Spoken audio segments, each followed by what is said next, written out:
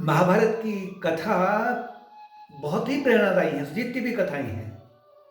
सबका अत्यंत एक आध्यात्मिक गूढ़ रहस्य भी है। भौतिक रूप से भी व्यक्ति उससे बहुत कुछ शिक्षा प्राप्त कर सकता है, भौतिक जगत के लिए भी। और मुख्य रूप से जो आंतरिक जगत है, उसका जो मन है, उस मन को कैसे उसने अपना सँवारना है, सुधारना है, इसके बारे में उसका ज़्यादा इसमें इसका अर्थ आता है। पांडवों को निरंतर कौरव दुर्योधन जो उनका मुखिया बड़ा भाई था, वो निरंतर उनको अपने मार्ग से हटाना चाहता था। जब भी कोई भी वो कुटिल चाल चलता था, तो धृतराष्ट्र को पता होते होते हुए भी धृतराष्ट्र उसको मना नहीं करता था। इसे कहते हैं मोह। मोह का मतलब कि अहमता और ममता। इसलिए धृतराष्ट्र की आंखों को अंधा दिखाया गया है। मतलब कि मेरा ही शरीर फले फूले, मेरे संबंधी जो हैं, जो मेरे शरीर के संबंधी हैं, इन्हीं का हित हो, औरों का न हो। लाक्षागृह में उनको पहुंचाया गया। लाक्षागृह का तात्पर्य है कि एक ज्वलनशील पदार्थ का एक सुरंग जैसी बनाई गई, एक महल जैसा बनाया गया, और वहां पांडवों को द्रौपदी वहां कुंती के साथ भेज दिया गया। फिर कहा कि उसको कि अगर वहां रहेंगे तो तुरंत उसमें आग जला दी जाएगी, तो भस्म हो जाएंगे। अनेक प्रकार के उन्होंने प्रयत्न किए, लेकिन वहां भी वो भगवान की कृपा से एक अद्भुत रूप से वहां से बच के निकल गए। बच के ही नहीं निकले, बल्कि उन्होंने बाद में द्रौपदी के साथ विवाह भी कर लिया। साथ में वो कहते थे कि हमें इनके प्रति किसी तरह का दुर्व्यवहार नहीं करना चाहिए, और ऐसा ऐसा व्यवहार करो कि जैसे कि हमें हम इनका अहित चाहते ही नहीं है। मतलब मनसा वाचा और कर्मणा, तीनों प्रकार से। जब वो लौट के आए, लाक्षागृह से जब बच गए, तो धृतराष्ट्र को मालूम हो गया कि ये तो निकल के आ गए। अब अपनी जो कुटिल भावना थी उसको तो छुपाया उसने, और छुपाने के बाद में कि ये मेरे अपनी थोड़ा सा बाहरी रूप से लाज रखने के लिए उन्होंने फिर पांडवों को अपने हस्तिनापुर बुलाया, और एक कुटिल मुस्कान में कि हंसते हुए कहा कि बड़ा अच्छा है कि तुम लोग सुरक्षित हो, हमें तुम्हारी चिंता हुई थी। और अंदर से वो उसे ये हुआ था कि मरे क्यों नहीं ये। फिर कहा कि तुम्हें आधा राज्य मैं दे देता हूँ, जो ये हस्तिनापुर है, इसका आधा राज्य के राजा युधिष्ठिर बन जाएंगे, और आधा राज्य मेरे बेटे के पास रहेगा। लेकिन यहां भी धृतराष्ट्र ने अब क्या कपटी चाल खेली, कपट किया कि जो बंजर था, बिल्कुल रेतीला था, पथरीला था, कोई वहां पर वनस्पति का नामो निशान नहीं था, उसको तो कहा कि भैया इसको तुम ले लो। और जो काफी उपजाऊ वृक्षों से, या जो काफी हरा भरा क्षेत्र था, वो अपने बेटे के लिए रख दिया।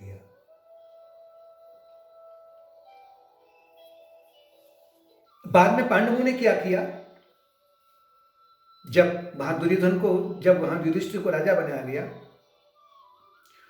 पांडवों ने उससे अद्भुत तरीके से, मतलब प्रयास करके, पुरुषार्थ के माध्यम से उन्होंने क्या किया, एक फलता फूलता राज्य बना दिया।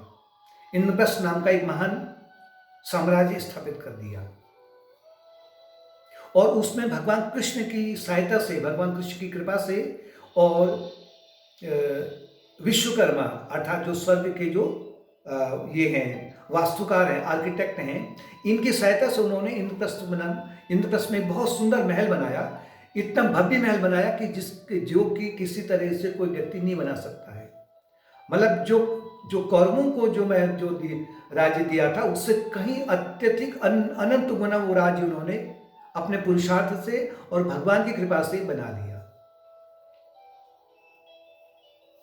और जिस संत महात्माओं ने सुना कि वहाँ तो युधिष्ठिर धर्मराज हैं और वहाँ वो राज्य कर रहे हैं, तो अनेक संत महात्मा इत्यादि उस राज्य की ओर अपने आप खींचे चले आए। सोने में सुहागा हो गया, उनको सत्संग की प्राप्ति हो गई पांडवों को। महात्मा जनों को अपना साधना, जो साधना है उस साधना में उन्होंने कहा हमें हमें कोई विघ्न नहीं आएगा, क्योंकि ये लोग तो दैवी गुण वाले हैं। इसका जो रहस्य है, जो आध्यात्मिक रहस्य है, कौरवों ने अपने पास में, मतलब यानी कि धृतराष्ट्र ने अपने पुत्रों को या कौरवों को जो राज्य दिया था वो काफी वैभवशाली था, पहले से था, उसे अपने पास में रख लिया और पांडवों को दे दिया बंजर जमीन। पांडव प्रतीक है आपकी अंतर्मुखी यात्रा की, यानी कि आध्यात्मिक मार्ग का जो पथिक है वो एक प्रकार से दैवी गुण से जब संपन्न रहता है पांडवों के रूप में, तो वो उसकी जो यात्रा होती है वो अंतर्मुखी होती है। उसका वो जो राज्य है वो मन का साम्राज्य है, जो अभी पथरीला दिखाई पड़ रहा है। और जो कौरवों का जो राज्य है वो इंद्रियां और बहिर्मुखी मन के आधार पर जो साम्राज्य उसको दिखता है उसे कहते हैं कौरवों का राज्य।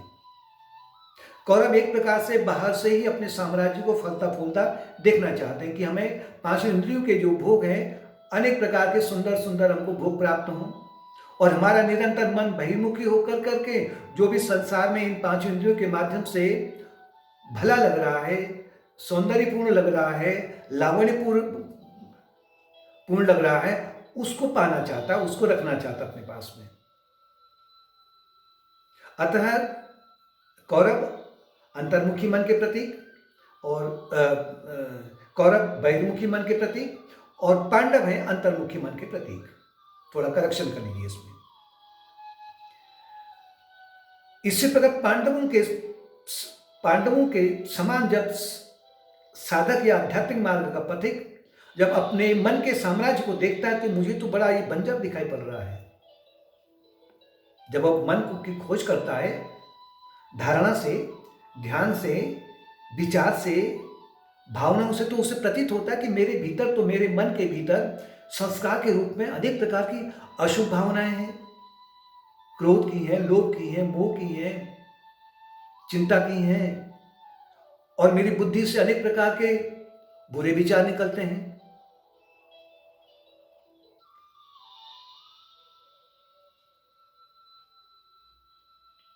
इसे कहते हैं कि वो अपने मन के साम्राज्य को देखता है कि यह तो बिल्कुल पथरीला है, बंजर है ये बिल्कुल, यहां तो शुभ संस्कार की खेती बड़ी कठिनाई से हो सकती है। तो अपनी साधना के मार्ग से वो फिर इसमें, अब लोग सोचते हैं कि शायद इसमें कि बाहरी रूप से बहुत परिश्रम करना पड़ता होगा।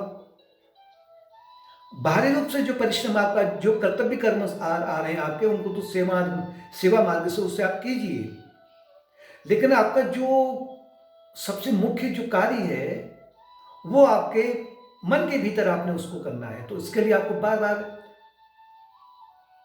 ज्ञान मार्ग के अनुसार में आपको शुभ विचारों की उत्पत्ति करनी पड़ती है। चिंतन, पहले श्रवण, मनन और निधिध्यासन। भक्ति मार्ग के अनुसार में फिर आप अपनी भावनाओं को उज्जवल बनाते हैं, दास्य भाव से, साखी भाव से, वात्सल्य भाव से। इस प्रकार की जो भक्ति मार्ग की जो भावनाएं हैं, इनके माध्यम से आप जब भावों को उन्नत बनाते हैं तो, और साथ साथ में मन को आप बहिर्मुखी नहीं करके अंतर्मुखी करते हैं, तो फिर जो आपके भीतर के जो चित्त की गहराई में या मन के साम्राज्य में अनेक प्रकार के ये जो पथरीलापन है, जो वहाँ कंकर पत्थर है, किसके रूप में? अशुभ संस्कारों के रूप में, मोह के रूप में, क्रोध के रूप में चुभते हैं ना ये।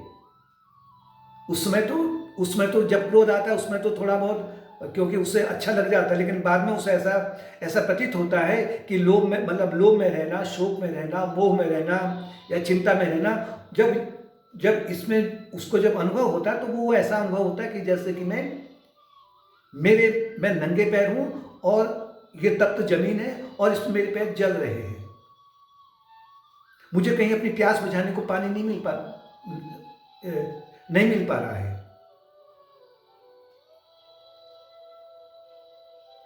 तो इसे हटाने का जो प्रयत्न है वो है कि साधना मार्ग का जो पथिक है इस प्रकार का प्रयत्न करता है।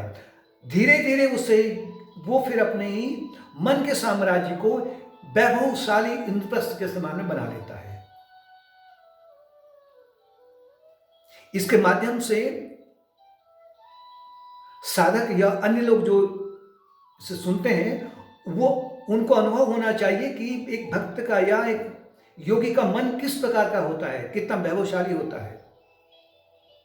बाहरी आकर्षण हो ना हो लेकिन आंतरिक आकर्षण उसका एक महान भव्य इंद्रप्रस्थ बन जाता है। उसमें वो अपने पुरुषार्थ को भगवान कृष्ण की कृपा, उनके आशीर्वाद के माध्यम से वो निरंतर मन के साम्राज्य में निखार लाते रहता है। जब निखार हो जाता है तो निखार आने के बाद में उसमें जो महान लोग हैं या जो उन्नत विचार हैं, जो उन्नत भावनाएं हैं, संतों के रूप में, महात्माओं के रूप में उनका निवास स्थान बन जाता है। जैसे कि इंद्रप्रस्थ की ओर अनेक संत महात्मा स्वतः ही उस ओर बढ़ गए थे। किंतु कौरव बाहरी रूप से क्या करते हैं कि वो केवल बाहरी जगत में और मतलब इंद्रिय और बहिर्मुखी मन के साम्राज्य में रहना चाहते हैं और उनका दुरुपयोग करते हैं, जिस प्रकार से कौरवों ने उनका दुरुपयोग किया था। अपने साम्राज्य का उन्होंने दुरुपयोग किया था कि दूसरे को नीचा दिखाने के लिए, हिंसा करने के लिए, स्वार्थ के लिए, लोभ के लिए। अतः आध्यात्मिक मार्ग के साधक को जो उसको अनंत जन्मों से जो उसका इंद्रप्रस्थ नामक नगर बंजर पड़ा हुआ, पथरीला पड़ा हुआ है, उसको उससे उपजाऊ बनाने का प्रयत्न करना चाहिए अपने पुरुषार्थ से, साथ में कृपा से। दोनों साथ चलेंगे। पुरुषार्थ अकेला काम नहीं करेगा, कृपा अकेली काम नहीं करेगी। जहाँ पुरुषार्थ है वहाँ कृपा है, जहाँ कृपा है वहाँ पुरुषार्थ है।